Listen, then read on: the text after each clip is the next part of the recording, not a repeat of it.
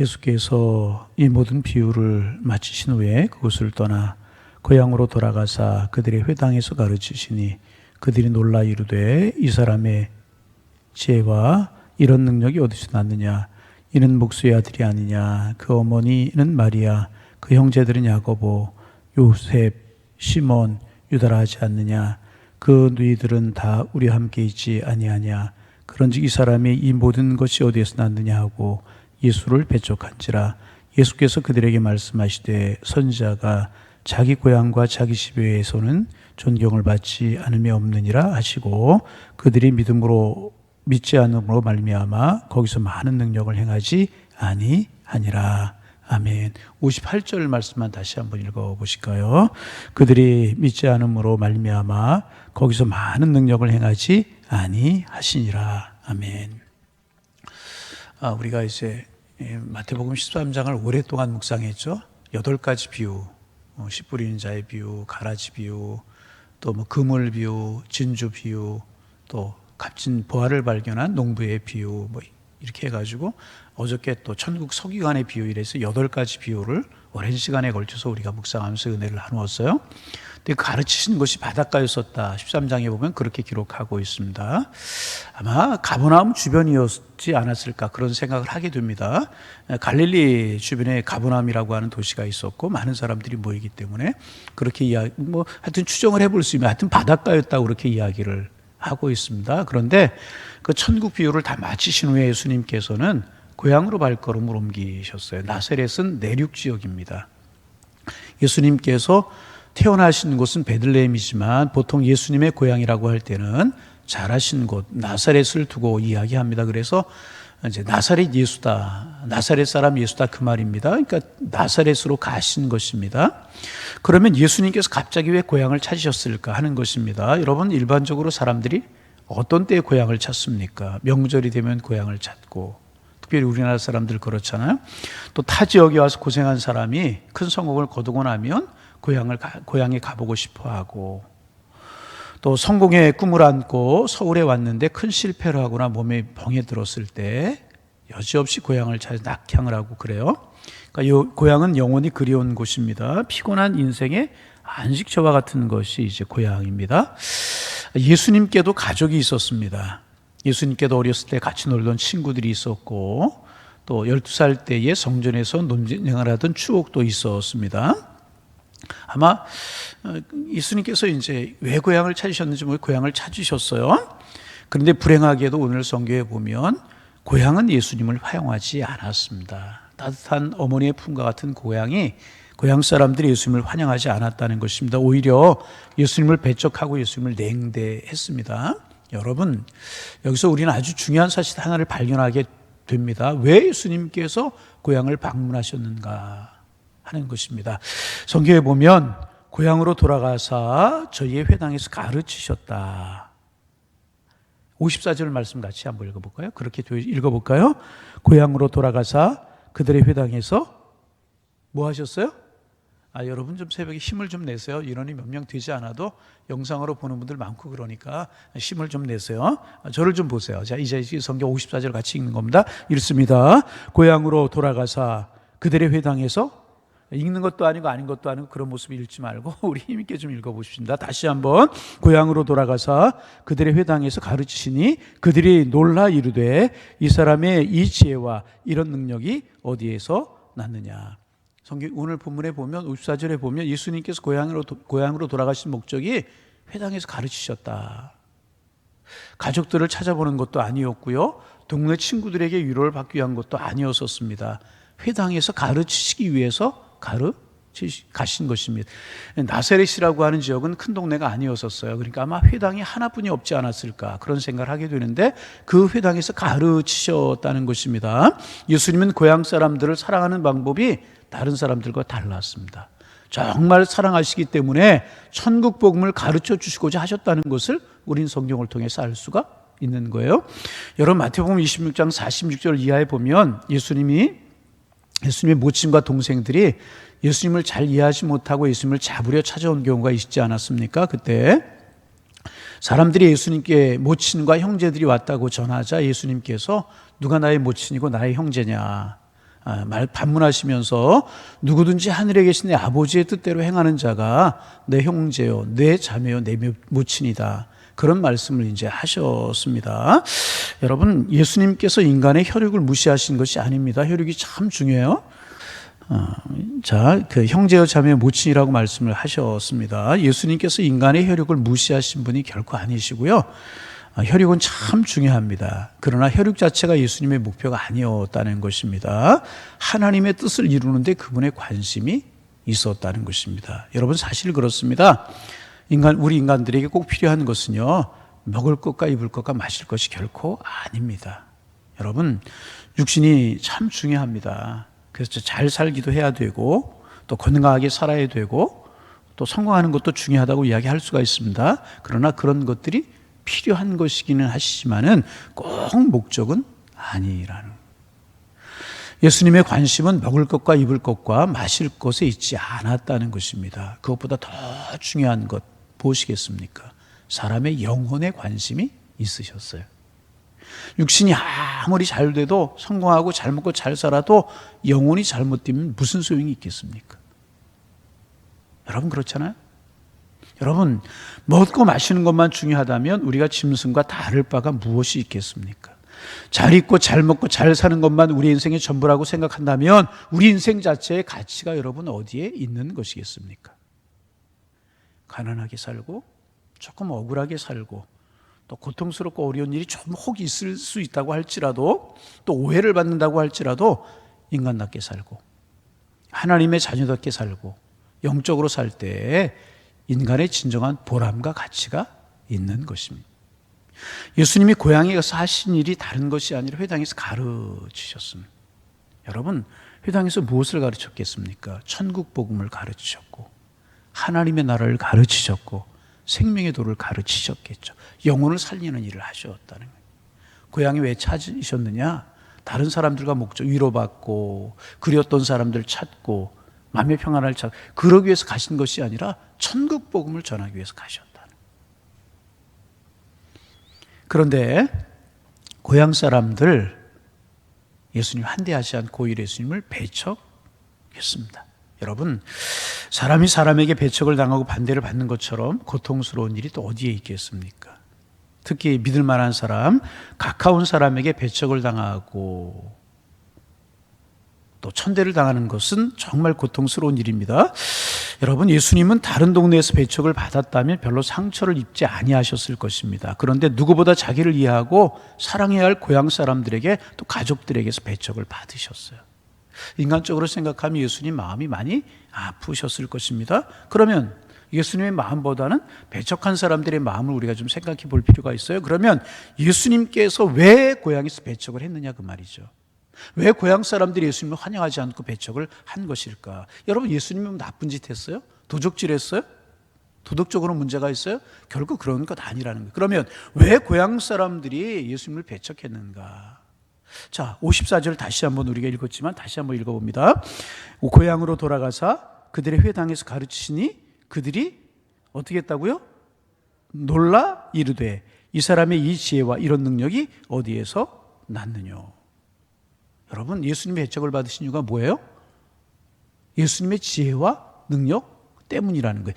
예수님이 가르치시는 가르치심이 너무나 지혜롭고 너무나 능력 있고 너무나 힘이 있었던 것입니다. 여러분, 사실 예수님의 가르치심은요, 하늘의 지혜로 가득 차 있으셨잖아요.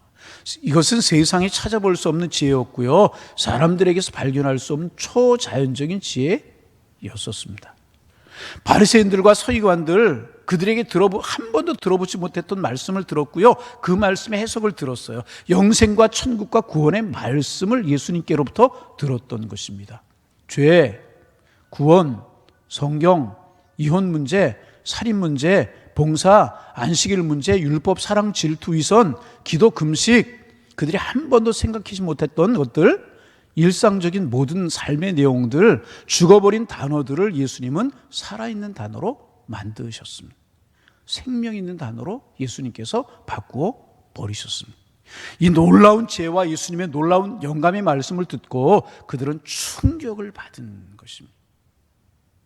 그뿐이 아니지 않습니까? 말씀과 함께 예수님에게는요, 능력이 있었잖아요. 앉은 베이가 일어나 걸어라.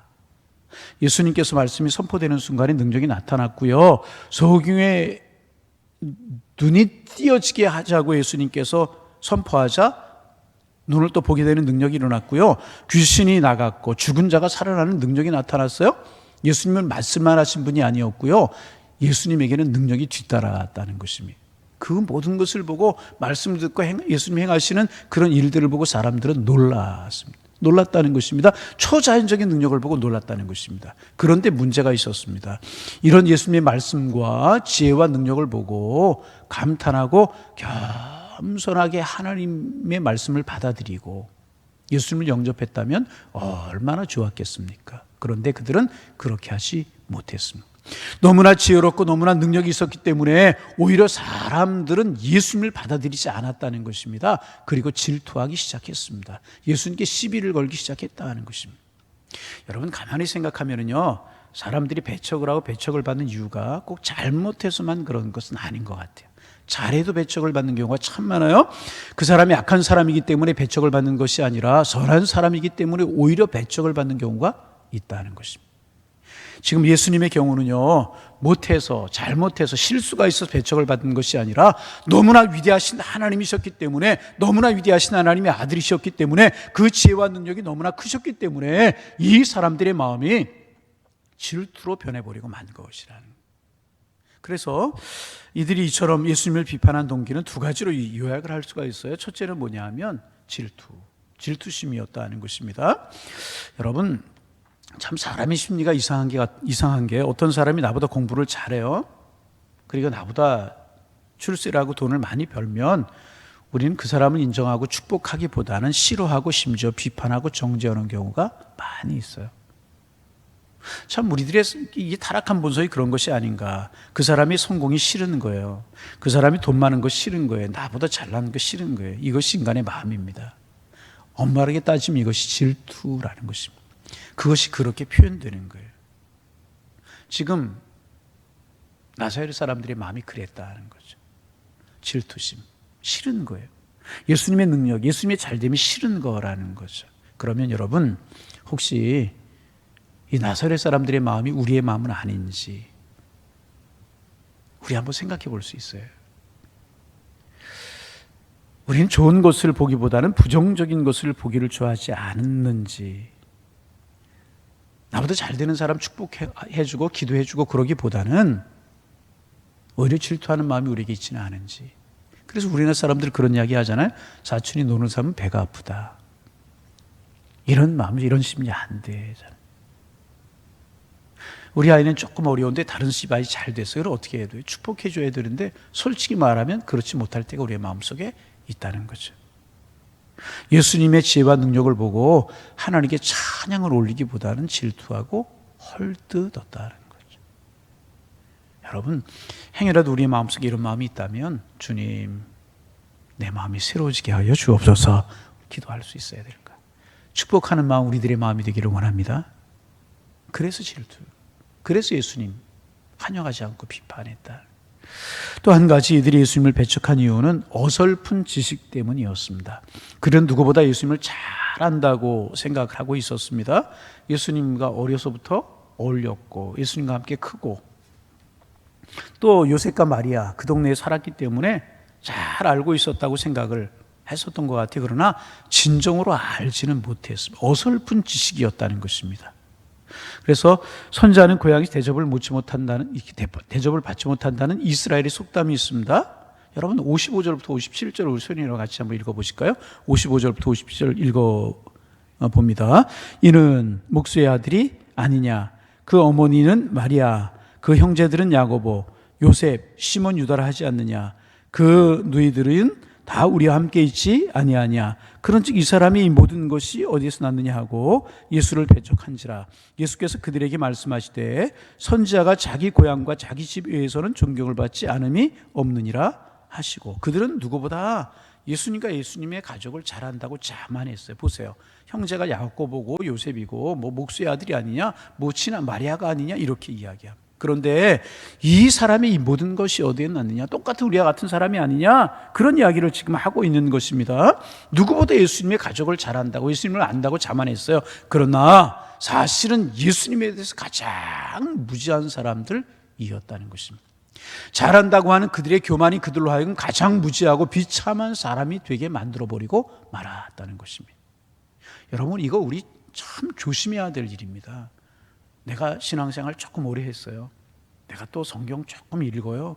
내가 성경 조금 묵상해요. 방송을 또 요즘 몇 번 말씀드리지만 TV 틀면 정말 훌륭한 분들의 설교가 얼마나 많이 나오고 성경 강의가 얼마나 많이 나옵니까? 성경 조금 읽고 그런 거 좀 듣고, 아니 또 좀 많이 듣고 많이 읽을 수 있어요. 자칫 잘못하면 우리의 마음속에 교만이 들어올 수 있습니다. 내가 내 마음에 교만이 들고 그러다 보면 내가 조금 좀 어깨에 힘이 들어가고, 그럼 나도 모르게 다른 사람 무시하려고 하는 경향이 우리의 마음속에 들 수가 있다는 것입니다. 여러분, 이거 참 조심해야 될 거예요. 조심해야. 여러분, 예수님 잘하는 거 보고 같이 어울려 지냈다고 예수님의 가족들 잘한다고 잘하는 거였었습니까? 예수님이 하나님의 아들이심을 몰랐잖아요.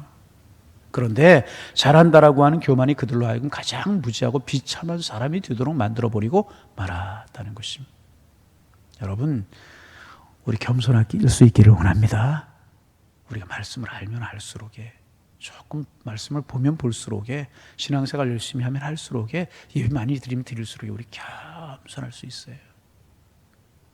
여러분, 매일매일 예배 드리고 매일매일 성경 보고 그런 분위기 속에 살기 때문에 예수님을 잃어버릴 수 있다는 사실을 우리가 생각할 수 있어야 된다. 성경을 아는 것과 읽는 것과 예수님 알아가는 것하고는 다르다는 것입니다. 나사렛 사람들이 지금 그런 사람, 57절에 예수를 배척했다라고 하는 말씀이 있는데요, 이 말씀은 넘어졌다, 기분이 상했다, 그런 뜻입니다. 그들이 예수님 보고 넘어진 거예요. 예수님을 보고 기분이 상한 거예요. 결국 질투와 잘한다라고 하는 착각 때문에 그들은 생명이신 예수 그리스도를 놓쳐버리고 마는 것이라. 여러분, 언제나 부정적이고 비판적인 사람은 뛰어나고 똑똑해 보입니다. 실제로 그들은 똑똑한 사람이 아니라 불행한 사람이고 불신앙적인 사람들 뿐이라는 것입니다. 그래서 예수님께서는 그 당시 속담을 이용하셔서 선자가 다른 곳에서는 환영을 받지만 고향과 집에서는 존경을 못한다고 말씀하시고 아주 중요한 결론을 맺으셨어요. 우리 58절 말씀 같이 한번 또 읽습니다. 58절 읽습니다. 그들이 믿지 않음으로 말미암아 거기서 많은 능력을 행하지 아니하시. 이 말씀이 참 마음이 아파요. 예수님이 지금 가까이 오셨잖아요. 예수님이 가시는 것보다 능력이, 기적이, 하늘의 축복이 나타났잖아요. 그런데 나사렛에서는 예수님께서 능력과 기적을 베푸지 아니하셨다는 거예요. 이유가 뭐예요? 저희가 믿지 않음으로 인하여 많은 능력을 행하지 아니하셨다. 믿지 않았기 때문에 능력이 나타나지 않았다는 것입니다. 여러분, 아무리 가까운 사람이라고 할지라도 예수 그리스도를 신뢰하고 믿지 않으면 능력은 나타나지 않게 되는 것이라. 예수님이 능력이 없는 것이 아니에요. 예수님이 아무리 능력이 있어도 그 능력을 믿지 않으면 기적은 나타나지 않게 되는 것이라. 믿지 않으면 그 능력이 나와는 상관이 없는 것이라. 다른 곳에서는 기적을 일으키시고 축복을 행하시고 능력을 행하셨어요. 그러나 나사렛에서는 기적을 일으키지 아니하셨다는 것입니다. 왜? 그들이 믿지 않았기 때문에, 받아들여지지 않았기 때문에 예수님 기적 일으키시지 아니하셨다는 것입니다. 이사야서 7장 9절에 보면 너희가 믿지 아니하면 정녕 굳게 서지 못하리라 말씀하셨고, 마가복음 9장 23절에 보면 할 수 있거든이 무슨 말이냐, 믿는 자에게는 능치 못할 일이 없느니라 우리 주님 말씀하셨습니다. 여러분, 예수의 이름으로 기도하고 믿음으로 나가야 할 줄로 믿습니다. 그분의 이름에 능력이 있게 되는 것입니다. 히브리서 13장 8절에 보면 예수 그리스도는 어제나 오늘이나 영원토록 동일하시니라 그렇게 말씀하셨습니다. 여러분, 2000년 전에 우리 예수님 기적 행하셨어요. 우리가 믿으면 그 능력 오늘도 그대로 나타날 수 있음을 믿어야 되는 것입니다. 왜? 예수님 2000년 전이나 지금은 동일하신 분이시기 때문에. 여러분, 우리가 믿으면 사도행전의 사건이 다시 재현될 수 있음을 알아야 될 것입니다.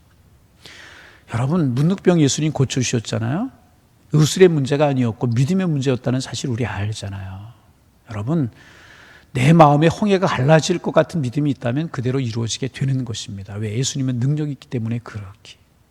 그래서 여러분, 우리 참 실수하기 쉬운 것 중에 하나가 뭐냐면 안 된다. 우리 집안은 안 돼. 나는 안 돼. 저 사람은 안 돼. 그럴 수 있는데 여러분, 그런 언어, 그런 말들 우리 속에 떠나기를 원합니다.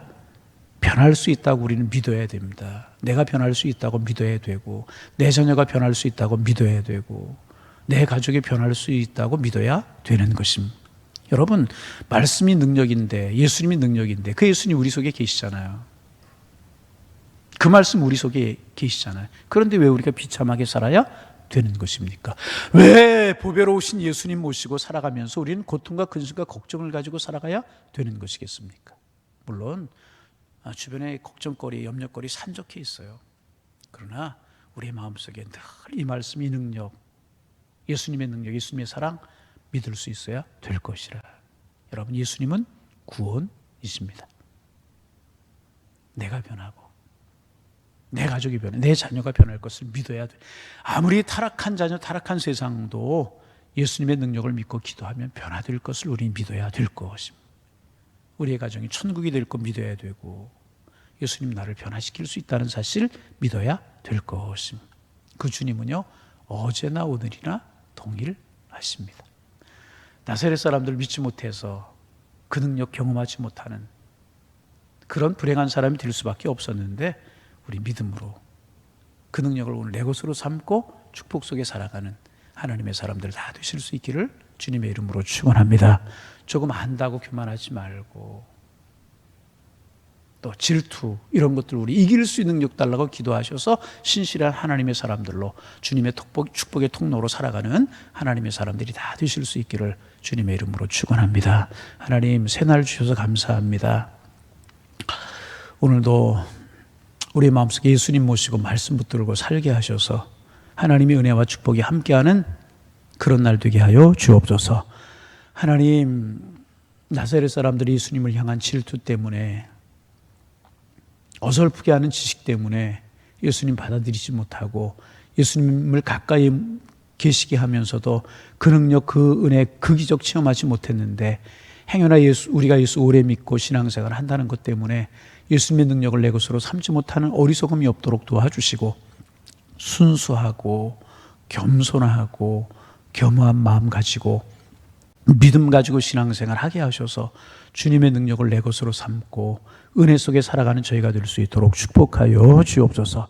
오늘도 우리의 주변에 염려거리, 걱정거리 산적되어 있지만 믿음으로 살게 하셔서 염려, 걱정을 이기며 평안함과 행복을 누리며 주의 사람들로 살아가는 저희가 다 될 수 있도록 축복하여 주옵소서. 손잡아 동행하시고 우리 함께하여 주옵소서. 예수님의 이름으로 기도하옵나이다. 아멘.